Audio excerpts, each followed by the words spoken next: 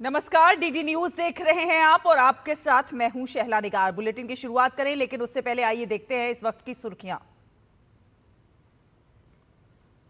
Paper leak पर केंद्र का बड़ा प्रहार, सख्त कानून लाने की है तैयारी। प्रधानमंत्री की अध्यक्षता में केंद्रीय मंत्रिमंडल की बैठक में विधेयक को मिली मंजूरी। अगले हफ्ते संसद में पेश हो सकता है विधेयक।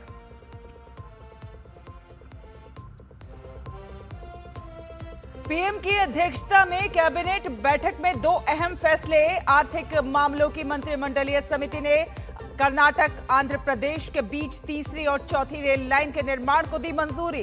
केमिकल इंडस्ट्रीज के विस्तार को भी दिखाई हरी झंडी। केंद्रीय मंत्री जेपी नड्डा, केंद्रीय मंत्री जितेंद्र सिंह और सीजेपी के प्रतिनिधियों के बीच बैठक। सीजेपी ने सरकार के सामने 3 प्रमुख मांगे रखी। सरकार कर रही है प्रस्तावों पर चर्चा। पेपर लीक मामले पर दिल्ली और बॉम्बे हाईकोर्ट ने गठित की फास्ट ट्रैक अदालत। राउस एवेन्यू कोर्ट ने लीक मामले में आरोपी मनोज शिरूरे की जमानत याचिका को किया खारिज। संसद के मानसून सत्र का 5वां दिन भी हंगामे की भेंट चढ़ा। दोनों सदनों की कार्यवाही सोमवार सुबह 11 बजे तक के लिए स्थगित। राज्यसभा में राष्ट्र गौरव अपमान निवारण संशोधन अधिनियम विधेयक पेश। और भारत रोमानिया साझेदारी को नई उड़ान। राष्ट्रपति द्रौपदी मुर्मू ने बुखारेस्ट में भारत रोमानिया बिजनेस फोरम में दिया बड़ा संदेश। व्यापार, निवेश और सहयोग पर भारत का फोकस।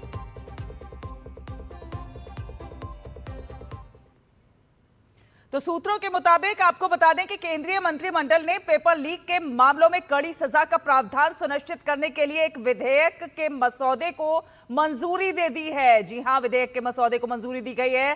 प्रधानमंत्री नरेंद्र मोदी ने गुरुवार को घोषणा की थी कि अगले हफ्ते संसद में एक विधेयक पेश किया जाएगा जिसमें प्रश्न पत्र लीक के खिलाफ सख्त प्रावधान होंगे। और इस घोषणा के कुछ ही घंटे के बाद मंत्रिमंडल ने मसौदे को मंजूरी दे दी है। संसद भवन परिसर में प्रधानमंत्री की अध्यक्षता में केंद्रीय मंत्रिमंडल की पूरी बैठक हुई है।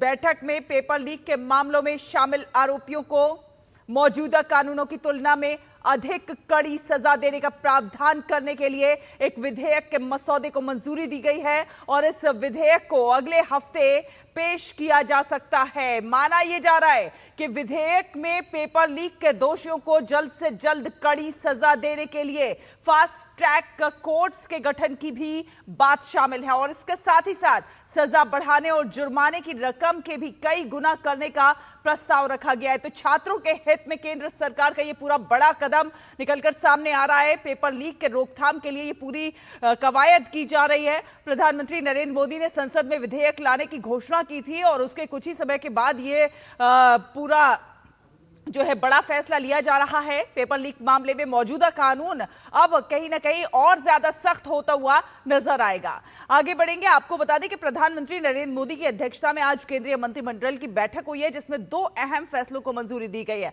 केंद्रीय मंत्री अश्विनी वैष्णव ने कैबिनेट के फैसलों की जानकारी देते हुए बताया है कि आर्थिक मामलों की मंत्रिमंडलीय समिति यानी कि सीसीईए ने कर्नाटक और आंध्र प्रदेश में बेल्लारी गुंतकल खंड की तीसरी और चौथी लाइन के निर्माण को मंजूरी दे दी है। करीब 1264 करोड़ रुपए की लागत वाली इस पूरी परियोजना को वर्ष 2028-29 तक पूरा कर लिया जाएगा और इससे भारतीय रेल के मौजूदा नेटवर्क में लगभग 46 किलोमीटर की बढ़ोतरी होगी। पहला प्रोजेक्ट है जो अगर आप देखें कर्नाटका और आंध्रा को जोड़ने वाली ये लाइन बेसिकली गुंतकल से बेल्लारी से होसपेट, होसपेट से हुबली और हुबली से आगे अंकोला की तरफ। अगर इस रूट को देखें, this is one of the most important economic corridors. आज ये प्रोजेक्ट अप्रूव हुआ। बहुत बड़ा प्रोजेक्ट है, 46 किलोमीटर्स का, 1264 करोड़ रुपीस का इन्वेस्टमेंट इसमें आएगा। कर्नाटक आंध्र प्रदेश दोनों को जोड़ेगा। ये एक बड़ा मेजर ब्रिज है वेदावती रिवर पे और उसके अलावा 7 मेजर ब्रिजेस हैं, 52 माइनर ब्रिजेस हैं और 3 साल का ये प्रोजेक्ट का ड्यूरेशन है। करीब 80% of the land is already available on this alignment. बाकी 20% लैंड अक्वायर करनी पड़ेगी। तो प्रोजेक्ट काफ़ी तेजी से हो जाएगा। और इसके अलावा केंद्रीय मंत्रिमंडल ने भारत औद्योगिक विकास योजना रसायन यानी कि भव्य रसायन योजना को भी मंजूरी दी है और इसके तहत देश में 3 समर्पित केमिकल पार्क विकसित किए जाएंगे और इस योजना के लिए कुल 3030 करोड़ रुपए का वित्तीय प्रावधान किया गया है, जिसमें 3000 करोड़ रुपए कॉमन इंफ्रास्ट्रक्चर सुविधाओं और 30 करोड़ रुपए प्रशासनिक खर्च के लिए रखे गए हैं। ये योजना वित्त वर्ष 2026-27 से 2030-31 तक 5 साल चलेगी। ने इस इंडस्ट्री पे बहुत ध्यान देके भव्य रसायन स्कीम बनाई है। भव्य रसायन स्कीम का बेसिक थीम है plug and play chemical parks. Plug and play chemical parks time tested strategy है, दुनिया के कई देशों ने की है ये। और इस स्ट्रैटेजी में केमिकल में कॉम्प्लेक्सिटी आती है एनवायरमेंटल इश्यूज के कारण। एनवायरमेंटल कंसर्न्स बहुत इंपॉर्टेंट है केमिकल इंडस्ट्री में। Then safety becomes very important because workers की सेफ्टी और इसके अलावा जो भी आसपास लोग रहते हैं, जो भी काम उस एरिया से जुड़े हैं, उन सब की सेफ्टी। तो इन सब को ध्यान में रखते हुए 3 डेडिकेटेड केमिकल पार्क्स बनाए जाएंगे। These 3 dedicated chemical parks will basically be selected through a challenge mode. जो स्टेट गवर्नमेंट जिस तरह से परफॉर्म करेगी और जिस तरह से अपना इनिशिएटिव लेगी, उसके बेसिस पे ये केमिकल पार्क्स डिसाइड होंगे। और आपको बता दें कि दिल्ली के जंतर मंतर पर छात्रों का प्रदर्शन आज भी जारी है। वहीं दिल्ली के वीपी हाउस में केंद्रीय मंत्री जेपी नड्डा और जितेंद्र सिंह ने सीजेपी के मुख्य प्रवक्ता सौरभ दास और राष्ट्रीय प्रवक्ता आशुतोष रांका के साथ बैठक की। बैठक के दौरान सीजेपी की ओर से सरकार को अपनी मांगों का लिखित ज्ञापन सौंपा गया और इस दौरान छात्रों से जुड़े मुद्दों और उनकी मांगों पर विस्तार से चर्चा हुई है। सीजेपी प्रतिनिधिमंडल के साथ बैठक के बाद केंद्रीय मंत्री जेपी नड्डा ने बताया कि सीजेपी ने अपनी 3 प्रमुख मांगें और परीक्षा सुधार से जुड़े 5 सुझाव सरकार के सामने रखे हैं। जेपी नड्डा ने कहा कि सरकार इन प्रस्तावों पर चर्चा करेगी और कल दोपहर फिर से सीजेपी के प्रतिनिधियों से मुलाकात कर उन्हें सरकार के विचारों से अवगत कराया जाएगा। बातें सौहार्दपूर्ण वातावरण में हुई और कई दृष्टि से उन सारी बातों पर हर तरीके से चर्चा हुई। उनकी मुख्यतः 3 डिमांड थी और 5 सुधार के दृष्टि से परीक्षा के सुझाव नहीं। हमने उनको कहा है कि हम कल आपके साथ दोपहर बाद मिलेंगे और फिर हम आपसे जो चर्चा वो आपको बताएंगे। और प्रधानमंत्री नरेंद्र मोदी की विशेष अदालतों के गठन की घोषणा के बाद दिल्ली हाईकोर्ट ने फास्ट ट्रैक कोर्ट का गठन कर दिया है। दिल्ली हाईकोर्ट ने गुरुवार को public examination prevention of unfair means act 2024 के तहत मामलों की सुनवाई के लिए खास तौर पर एक फास्ट ट्रैक कोर्ट का गठन किया है और रजिस्ट्रार जनरल अरुण भारद्वाज की ओर से जारी एक आदेश में हाईकोर्ट ने कहा है कि चीफ जस्टिस डी.के. उपाध्याय ने राउज एवेन्यू कोर्ट कॉम्प्लेक्स में नए बने फास्ट ट्रैक कोर्ट में अनु ग्रोवर बालिगा को स्पेशल जज पीसी एक्ट सीबीआई 25 के तौर पर तैनात करने का आदेश दिया है। ये ट्रांसफर तुरंत प्रभाव से किया गया है। ये कोई खास तौर पर public examination prevention of unfair means act 2024 जिसे कि आमतौर पर नकल रोधी कानून भी कहा जाता है, उसके तहत अपराधों और उनसे जुड़े अपराधों की सुनवाई करेगी। हाईकोर्ट ने निर्देश दिया है कि न्यायिक अधिकारी राउज एवेन्यू कोर्ट कॉम्प्लेक्स के प्रिंसिपल डिस्ट्रिक्ट एंड सेशंस जज कम स्पेशल जज पीसी एक्ट सीबीआई के प्रशासनिक नियंत्रण में काम करेंगे। तो प्रधानमंत्री ने विशेष घोषणा की थी और उस पर यह काम होता हुआ लगातार नजर आ रहा है। महाराष्ट्र में परीक्षा पेपर लीक के मामलों की सुनवाई अब तेजी से होगी और बॉम्बे हाईकोर्ट ने ऐसे मामलों की सुनवाई के लिए नागपुर और औरंगाबाद में 2 विशेष अदालतों को नामित किया है और इन अदालतों में पेपर लीक से जुड़े मामलों का फास्ट ट्रैक ट्रायल किया जाएगा। ये कदम केंद्र सरकार के अनुरोध के बाद उठाया गया है। बॉम्बे हाईकोर्ट के कार्यवाहक मुख्य न्यायाधीश रविंद्र वी घुगे ने बताया कि केंद्र सरकार ने कम से कम 2 प्रमुख शहरों में विशेष अदालतें गठित करने का आग्रह किया था। इन विशेष अदालतों में सार्वजनिक परीक्षा अनुचित साधनों की रोकथाम अधिनियम 2024 और भारतीय न्याय संहिता यानी कि बीएनएस 2023 के तहत दर्ज मामलों की सुनवाई होगी। इस कानून में प्रावधान यह है कि पेपर लीक से जुड़े मामलों का ट्रायल 3 महीने के भीतर पूरा किया जाएगा। पेपर लीक की घटनाओं पर लगाम लगाने के लिए सरकार लगातार सख्त से सख्त कदम उठा रही है। प्रधानमंत्री नरेंद्र मोदी ने भी हाल ही में पेपर लीक के खिलाफ नए कानून और फास्ट ट्रैक अदालतों की व्यवस्था को लेकर अपनी प्रतिबद्धता जाहिर की है। तो पेपर लीक मामलों का फास्ट ट्रैक ट्रायल होता हुआ नजर आएगा। नीट पेपर लीक मामले से जुड़ी याचिकाओं पर आज सुप्रीम कोर्ट में सुनवाई हुई, जिसमें केंद्र सरकार ने अदालत को आश्वासन दिया है कि परीक्षा प्रणाली में व्यापक सुधार किए जाएंगे। सॉलिसिटर जनरल तुषार मेहता ने अदालत से कहा है कि बच्चों का हित सर्वोपरि है और परीक्षा प्रणाली में सुधार की पूरी प्रक्रिया सरकार के सर्वोच्च स्तर की निगरानी में चल रही है। उन्होंने कहा कि सरकार प्रश्न पत्र की छपाई से लेकर छात्रों तक पहुंचाने की पूरी प्रक्रिया अदालत के समक्ष रखेगी। सुनवाई के दौरान सुप्रीम कोर्ट ने सरकार से कहा कि हलफनामे में यह भी बताया जाए कि क्या भविष्य में नीट परीक्षा को पूरी तरह कंप्यूटर आधारित बनाया जा सकता है। अदालत ने परीक्षा के डेटा की सुरक्षा, साइबर सुरक्षा की जिम्मेदारी और उसकी निगरानी की व्यवस्था पर भी जवाब मांगा है। कोर्ट ने कहा है कि सरकार यह भी बताए कि परीक्षा आयोजित करने वाली संस्था को कैसे मजबूत बनाया जाएगा, गवर्निंग बोर्ड की व्यवस्था क्या कुछ होगी और टेस्टिंग व्यवस्था को कैसे बेहतर बनाया जाएगा। मामले की अगली सुनवाई अब 3 अगस्त को होगी।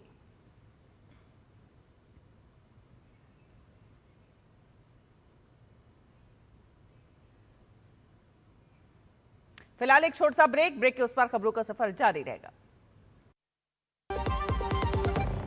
महिलाओं के कल्याण और स्वाभिमान के लिए माननीय प्रधानमंत्री श्री नरेंद्र मोदी जी के मार्गदर्शन में और मुख्यमंत्री श्री नायब सिंह सैनी जी के नेतृत्व में हरियाणा में अनेक योजनाएं चलाई जा रही हैं।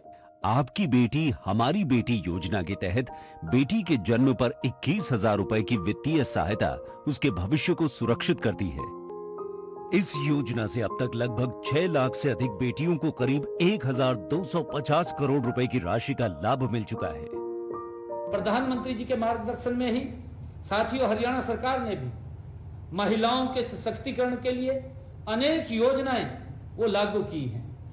हरियाणा में पंचायती राज संस्थाओं में साथियों, चाहे हमारी नगर पालिकाएं हैं, चाहे पंचायती राज संस्थाएं हैं, हरियाणा के अंदर 50% महिलाओं को अधिकार दिया गया है और जहां पर महिलाएं काम कर रही हैं साथियों, वहां का अलग ही आप लोग देख रहे हैं विकास की गति वो अलग होती है। माननीय मुख्यमंत्री श्री नायब सिंह सैनी जी के नेतृत्व में महिलाओं के आत्मसम्मान को बल देते हुए शुरू की गई दीनदयाल लाडो लक्ष्मी योजना हरियाणा में महिलाओं को खुशी और सम्मान दे रही है। हरियाणा सरकार की ये यात्रा जारी है, एक ऐसे समाज के निर्माण की यात्रा जहां हर बेटी सुरक्षित हो, शिक्षित हो और आत्मनिर्भर हो। नारी शक्ति हमारी ताकत। पढ़ता है, खेलता है, झूलता उछलता है, दौड़ता कभी कभी दौड़ कराता है, आगे आगे बढ़ता है इंडिया, अमूल दूध पीता है इंडिया। भारत की सबसे बड़ी gold loan NBFC Muthoot finance से गोल्ड लोन लीजिए और फिर देखिए सोना क्या नहीं कर सकता। कॉल कीजिए 1-800-313-1212। जब धरती चीर कर निकलता है लोहे का पत्थर और मिलता है मोंगिया के जोश से, फिर तपता है, पिघलता है और बनता है फौलाद। अब होता है सरिया सारी खूबियों के साथ। मोंगिया स्टील, मजबूत देश का मजबूत सरिया। गोल्डी छोले मसाले, जहाँ जाए रिश्ते बनाए। गोल्डी लाए हैं फ्रेश लॉक टेक्नोलॉजी, जो रखे मसालों को हर समय फ्रेश। ब्रेक के बाद स्वागत है आपका। आप देख रहे हैं डीडी न्यूज। आपको बता दें कि पेपर लीक के मुद्दे पर संसद में शुक्रवार को भी जोरदार हंगामा देखने को मिला। विपक्ष के विरोध के चलते लोकसभा और राज्यसभा की कार्यवाही कई बार बाधित हुई और सरकार ने एक बार फिर से विपक्ष से चर्चा में शामिल होने की अपील की, जबकि सत्ता पक्ष ने कहा कि सरकार युवाओं के हित में ठोस कदम उठा रही है। पेपर लीक के मुद्दे पर संसद में गतिरोध आज भी जारी रहा। विपक्ष के हंगामे के कारण लोकसभा और राज्यसभा की कार्यवाही कई बार स्थगित करनी पड़ी। संसदीय कार्य मंत्री किरण रिजिजू ने विपक्ष से अपील की कि वह नई शर्तें रखने के बजाय सदन में आएं और इस महत्वपूर्ण मुद्दे पर सार्थक चर्चा करें। सरकार का कहना है कि वे हर मुद्दे पर चर्चा के लिए तैयार हैं, लेकिन संसद चलना जरूरी है। चर्चा के लिए तैयार भी हो गए थे। आपने फिर एक कंडीशन लगाया चर्चा नहीं कराने के लिए। हमने फिर से आपको अपील किया, कल भी, आज सुबह में केसी वेणुगोपाल जी को भी मैंने फिर से अपील किया है कि आप प्रमुख विपक्षी दल है, बाकी जितना भी एमपीज, हम लोग सबका मत एक ही है कि चर्चा होना चाहिए।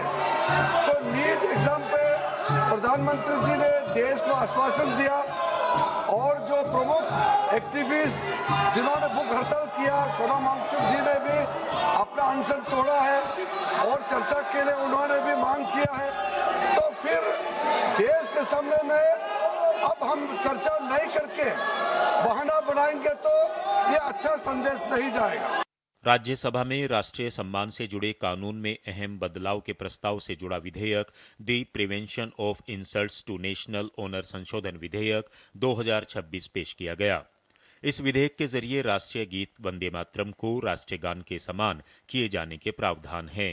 मैं प्रस्ताव करता हूं कि राष्ट्र गौरव अपमान निवारण अधिनियम 1971 का संशोधन करने के लिए विधेयक को पुनर्स्थापित करने की अनुमति दी जाए। उधर समाज सेवी सोनम वांगचुक के अनशन समाप्त करने के बाद संसद परिसर में बीजेपी सांसदों ने प्रधानमंत्री नरेंद्र मोदी और केंद्र सरकार के प्रयासों की सराहना की।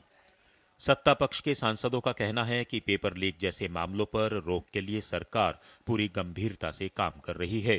प्रधानमंत्री संवेदनशीलता के साथ बच्चों के साथ खड़े रहे और 22 लाख से ऊपर बच्चे एग्जाम भी दिए, अब एडमिशन की तैयारी कर रहे हैं। कड़ा कानून की भी बात की, फास्ट ट्रैक की भी बात की।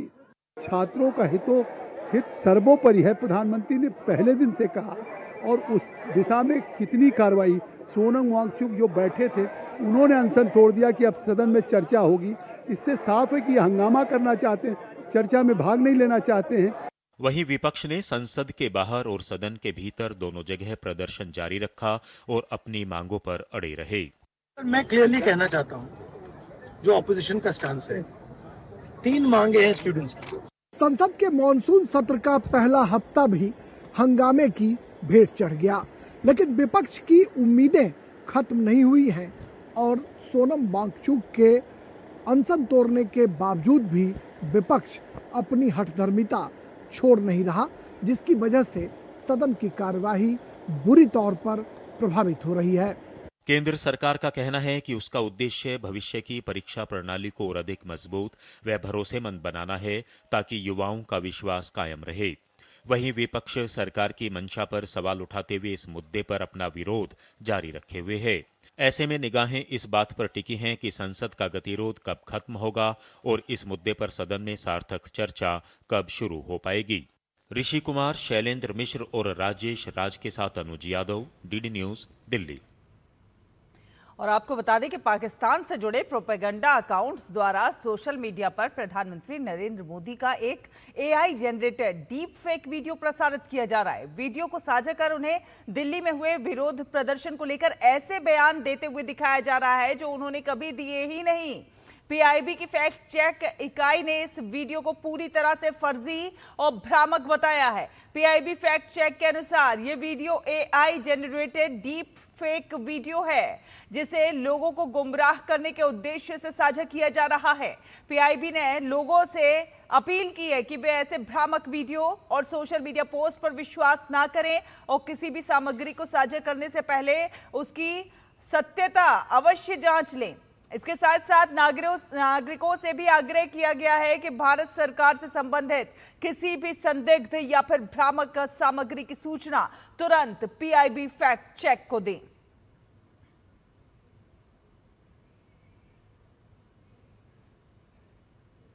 रुकेंगे एक और छोटे से ब्रेक के लिए, जल्द हाजिर होंगे। देखते रहिए DD news.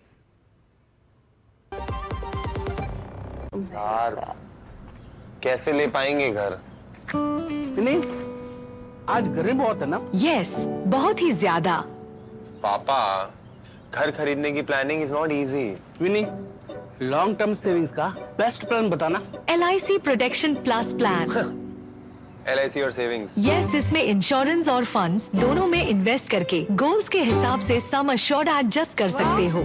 LIC protection plus plan, future insured, growth assured. जरा सोच के देखिए, आपके पास कुछ ऐसा है जो आपकी दुनिया बदल सकता है। जानते हैं क्या? आपका अपना सोना। सोना क्या नहीं कर सकता? सोना आपको अपने सपनों का घर दिला सकता है, आपके बच्चों का भविष्य बना सकता है। सोना आपकी हर इच्छा पूरी कर सकता है। तो भारत की सबसे बड़ी gold loan NBFC Muthoot finance से गोल्ड लोन लीजिए और फिर देखिए सोना क्या नहीं कर सकता। मुथूट फाइनेंस, जहाँ विश्वास ही परंपरा है। कॉल कीजिए 1-800-313-1212। जल्दी टिफिन पैक करो। राजू, मोबाइल छोड़ो। अरे दीदी, वो बैंक का नंबर चाहिए, रिफंड ही नहीं आया है। मिल गया। अब भी कॉल करता हूँ दीदी। बिना नंबर जांचे?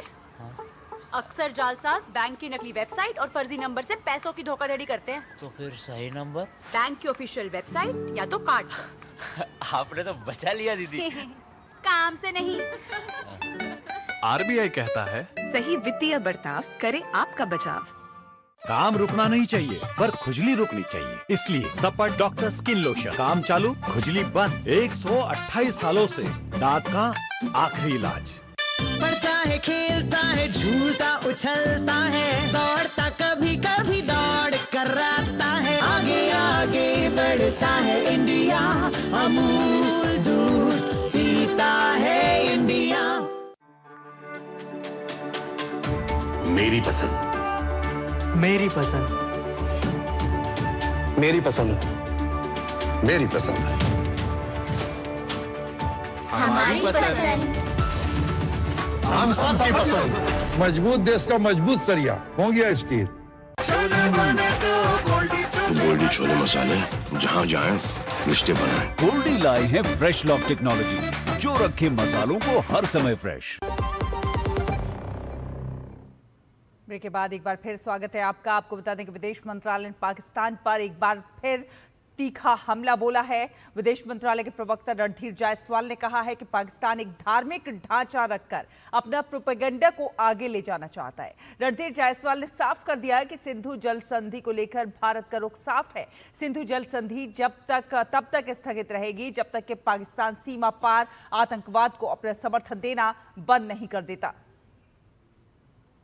जहाँ तक इंडस वाटर ट्रीटी की बात है, सिंधु जल संधि की समझौते की बात है, इस पर हमारा पक्ष साफ है और हम लोगों ने समय समय पर आपको याद भी दिलाया है कि भारत का ये कहना है, ये मानना है कि ये सिंधु जल संधि तब तक स्थगित रहेगा, अबेंस में रहेगा, जब तक पाकिस्तान सीमा पार आतंकवाद को अपना समर्थन देना बंद नहीं करेगा। और विदेश मंत्रालय के प्रवक्ता रणधीर जायसवाल ने यह भी कहा कि भारत किसी भी तरह से चीन की संप्रभुता का उल्लंघन नहीं करता है, बल्कि चीन 1963 से जम्मू कश्मीर और लद्दाख में भारत के क्षेत्रों पर अवैध कब्जा किए हुए है। उन्होंने भारत के अधिकार को चीन ने भी आधिकारिक तौर पर स्वीकार किया है और इसके अलावा पाकिस्तान अधिकृत जम्मू कश्मीर में चीन की परियोजनाएं चल रही है और हम इसका विरोध करते हैं। External Affairs Minister said that when it comes to sovereignty issues, it is actually India that should be and is raising them.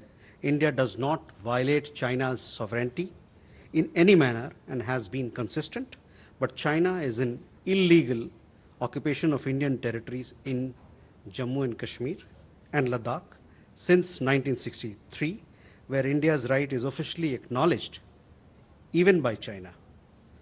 Also, there are Chinese projects on territories in Jammu and Kashmir that belong to India, and we object to that. और आपको बता दें कि राष्ट्रपति द्रौपदी मुर्मू ने Bucharest स्थित parliament palace में Romania की सीनेट के प्रेसिडेंट मिर्सिया आब्रुडियन और रोमानिया की चैम्बर ऑफ डेप्यूटीज के प्रेसिडेंट सोरेन ग्रेंडियानो से मुलाकात की और इस अवसर पर उन्होंने India Romania parliamentary friendship group के सदस्यों से भी बातचीत की। कार्यक्रम में उपभोक्ता मामले, खाद्य एवं सार्वजनिक वितरण राज्य मंत्री नेमोबेन जयंती भाई बम्भारिया, सांसद डॉक्टर दिनेश शर्मा और विजय बघेल भी मौजूद रहे। इस दौरान राष्ट्रपति ने कहा कि दोनों देश सशक्त संसदीय लोकतंत्र हैं और उन्हें अपनी संसदीय संस्थाओं के बीच आपसी सहयोग को और अधिक मजबूत करना चाहिए।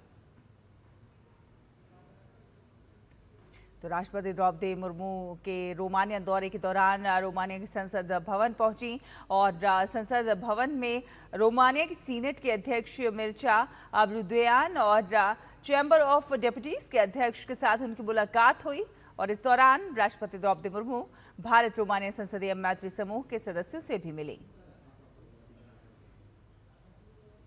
ब्रिक्स देशों के बीच स्वास्थ्य सहयोग को और मजबूत बनाने की दिशा में भारत की पहल लगातार आगे बढ़ रही है। चंडीगढ़ में आयोजित 16वीं ब्रिक्स स्वास्थ्य मंत्री स्तरीय बैठक के बाद सदस्य देशों और आधिकारिक साझेदार देशों के प्रतिनिधिमंडल ने भारत के प्राथमिक और तृतीयक स्वास्थ्य सेवा मॉडल को करीब से देखा।